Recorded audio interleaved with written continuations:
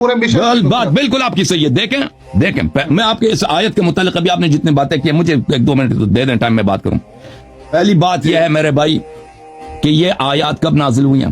یہ آیات نازل ہوئے ہیں غزوہ تبوک میں، یعنی ہجرت کے 8 سال بعد. صحیح ہے نا؟ بالکل ٹھیک، بالکل ٹھیک ہو. یہ آیات ابو بکر کی مدح کے لیے نازل نہیں ہوئی. اگر ابو بکر کا کوئی کارنامہ ہوتا شب ہجرت تو اسی وقت نازل ہوتے.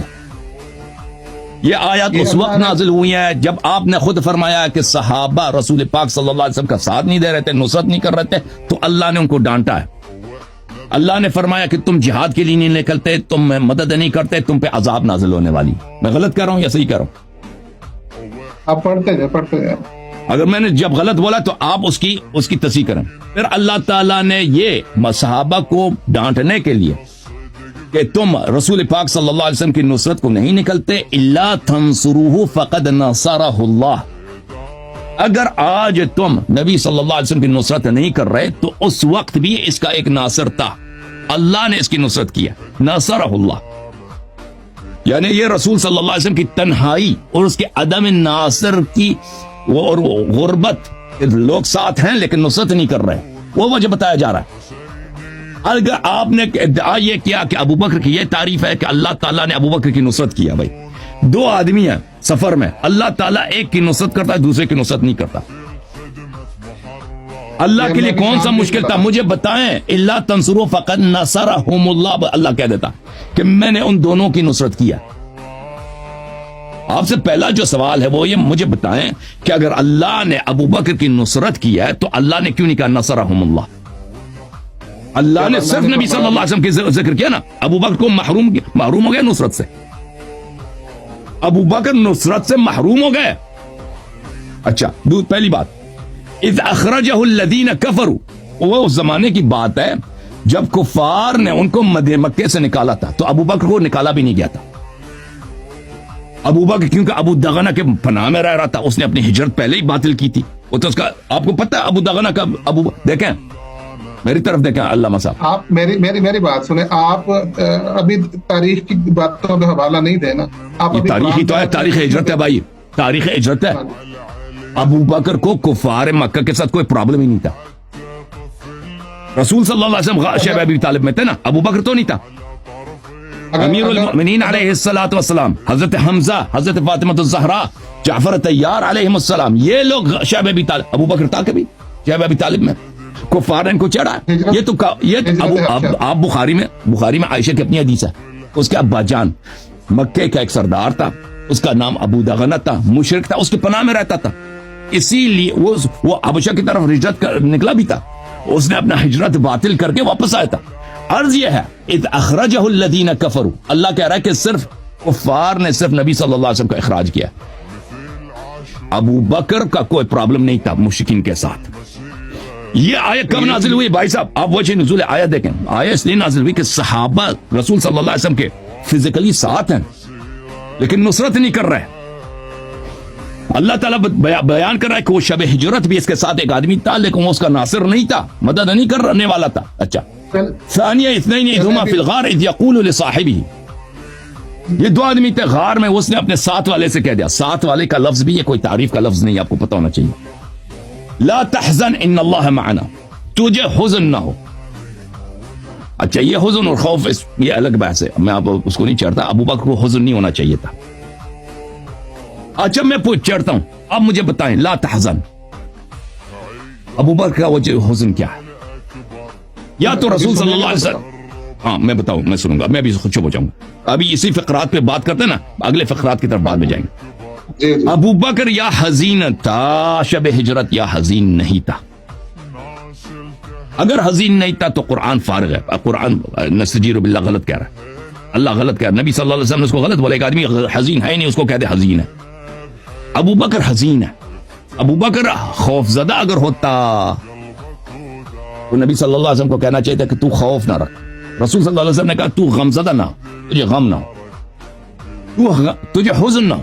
ابو بکر کا وجہ حزن ہمیں بتائیں، ٹھیک ہے نا؟ کس بات کیوں؟ اگر وہ دیکھیں مقام خوف کا مقام ہے، کفار ننگے تلواروں کے ساتھ آ رہے کہ ہم نے ذبح کرنا. ابو بکر کو اگر دشمنی ہے کفار کے ساتھ، ابو بکر کو خوف ہونا چاہیے یا میں قتل ہو جاؤں گا یا نبی صلی اللہ علیہ وسلم ذبح ہو جائیں گے، شہید ہو جائیں گے، اس کا خوف، لیکن اس کو حزن ہے. خوف اور آپ نے خود شروع میں کہا تھا کہ اللہ تعالیٰ قرآن میں اشارے کرتا ہے.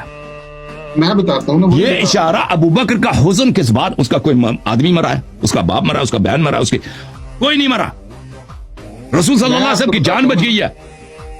پھر ان اللہ معنا، اگر آپ کہتے ہیں نا اب اللہ ابو بکر کے بھی ساتھ ہے، اللہ تعالیٰ نے ابو بکر کی نصرت کیوں نہیں کی؟ فقد نصرہ اللہ. ابو بکر کی کیوں نصرت نہیں کی؟ ٹھیک ہے نا، فانزل اللہ سکینتہ علیہ وایدہ بجنود لم تروها. یہ کہہ رہا ہے کہ سکینہ بھی ابو بکر پہ نازل ہوا ہے اور اب ملائکہ بھی ابو بکر پہ نازل ہو گئے. یہ اس شخص کے ایمان کا نام ہے. کہتا ہے اسی جس کو حزن تھا اسی پہ یہ سب ہوا ہے. یہ کس مسلمان کا عقیدہ ہے کہ ملائکہ رسول صلی اللہ علیہ وسلم کے مدد کے لیے نہیں آتے، ابو بکر کی مدد کے لیے آتے ہیں؟ سبحان اللہ. چلے جتنا میں نے بولا اس کا جواب دینا. جی میں بتا رہا ہوں سکینہ کس پہ نازل ہوگا. آپ کامن سینس بات کریں، سکینہ کس پہ نازل ہوگی؟ جیسے حزن ہے اس پہ نازل ہوگا، جیسے کوئی ٹینشن ہے اس پہ سکینہ نازل ہوگا. مجھے بتائیے. سکینہ حزن پہ نازل ہوگا نا. دوسری بات نہیں، مجھے پہلے ساری باتیں کرنے دیتے. آپ ابھی سکینہ کا سن لو جواب، ابھی فوراً جواب سن لو نا. سکینہ کس پہ نازل ہونا ہے؟ سکینہ کس پہ نازل ہونا؟ یہ سورہ توبہ ہے، آیت نمبر 26 ہے. آپ نے آیت نمبر 40 تو پڑھی، آیت نمبر 26 نہیں پڑھی. ثم انزل اللہ سکینتہ علی رسولہ وعلی المؤمنین. اچھا، جنگ حنین میں جو لوگ بھاگ گئے تو وہ تو بھاگ گئے، لیکن جو لوگ نہیں بھاگے اللہ نے ان رسول صلی اللہ علیہ وسلم اور ان مؤمنین پر جو بھاگے نہیں تھے، فرار نہیں کیے تھے، ان پہ اللہ نے سکینہ نازل کیا. ٹھیک ہے نا. جی وَأَنزَلَ جُنُودًا لَمْ تَرَوْهَا. اور اللہ تعالیٰ نے ابو بکر کے لیے نہیں، رسول صلی اللہ علیہ وسلم کے لیے ملائکہ کی لشکر نازل کرتا ہے. سورہ مبارکہ فتح میں اللہ تعالیٰ نے فرمایا فَأَنزَلَ اللَّهُ سَكِينَتَهُ عَلَى رَسُولِهِ وَعَلَى الْمُؤْمِنِينَ. یہ شخص فرماتے ہیں کہ رسول پہ سکینہ اللہ کیوں نازل کرے؟ اگر نعمت سب سے پہلے رسول اللہ صلی اللہ علیہ وسلم پہ نازل ہوتی ہے، اور اگر ساتھ والا مستحق نعمت ہو تو اس میں بھی نازل ہوگی. ساتھ والا اگر مستحق نعمت نہیں تو نازل نہیں ہوگی. سکینہ کس پہ نازل ہوا ہے؟ سکینہ سب سے پہلے نبی صلی اللہ علیہ وسلم پہ نازل ہوا ہے. یہ اللہ تعالیٰ نے نبی صلی اللہ علیہ وسلم پہ سکینہ نازل کیا، ساتھ میں مؤمنین تھے. مؤمنین مستحق سکینہ تھے، رحمت تھے، ان پہ نازل ہوا. غار میں ساتھ والا مستحق نہیں ہے، اس پہ نازل نہیں ہوا. ایک منٹ آپ نے 2 آیتیں پڑھ دی. آپ نے 2 آیتیں پڑھی ہیں سکینہ کے اوپر، اور اسی کی فتح کی 18 نمبر آیت بھی پڑھ لیجئے. سورۃ فتح کی 18 نمبر آیت بھی پڑھ لیجئے.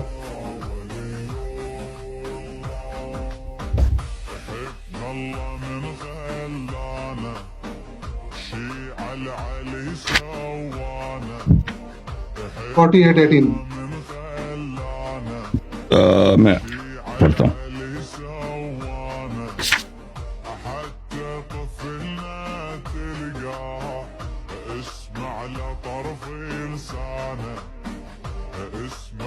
یہ سکی اچھا اعوذ باللہ من الشیطان الرجیم. اس کا ابو بکر سے کیا تعلق ہے؟